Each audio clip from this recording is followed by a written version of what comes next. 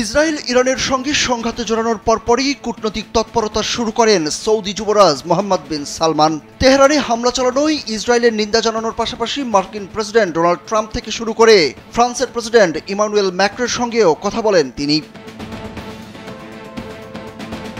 এবার 12 দিন যুদ্ধের পর আবারও ইরানের প্রেসিডেন্ট মাসুদ পেজেশকিয়ানের সঙ্গে টেলিফোনে কথা বলেছেন সৌদি যুবরাজ। ফোনে ইরানের প্রেসিডেন্ট মাসুদ পেজেশকিয়ান বলেন, আঞ্চলিক ঐক্যের জন্য ইরানের প্রচেষ্টার বিপরীতে যুক্তরাষ্ট্র ও ইসরায়েল মুসলিম দেশগুলোর মধ্যে বিভেদ সৃষ্টি করতে তৎপর। ফিলিস্তিনি অধিকার, আঞ্চলিক স্থিতিশীলতা এবং বিদেশি হস্তক্ষেপ থেকে মুক্তির মতো অভিন্ন স্বার্থে আঞ্চলিক সহযোগিতা রোধ করার জন্য ওয়াশিংটন এবং তেল আবিব তাদের প্রচেষ্টা অব্যাহত রেখেছে।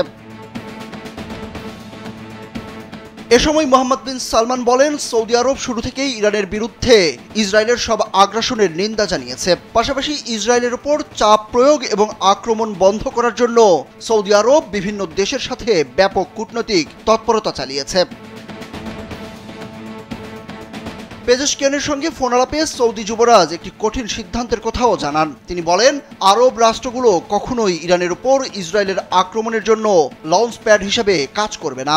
যুক্তরাষ্ট্রকে কোনো অবস্থাতেই তেহরানে হামলা চালানোর জন্য নিজেদের মাটি ব্যবহার করতে দেবে না।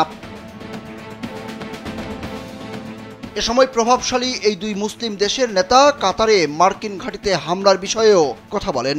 সৌদি যুবরাজ বলেন, সৌদি আরব মার্কিন হামলার প্রতিশোধ নিতে ইরান যে হামলা চালিয়েছে তা বুঝতে পেরেছে। সুরুজ আহমেদ, কালবেলা।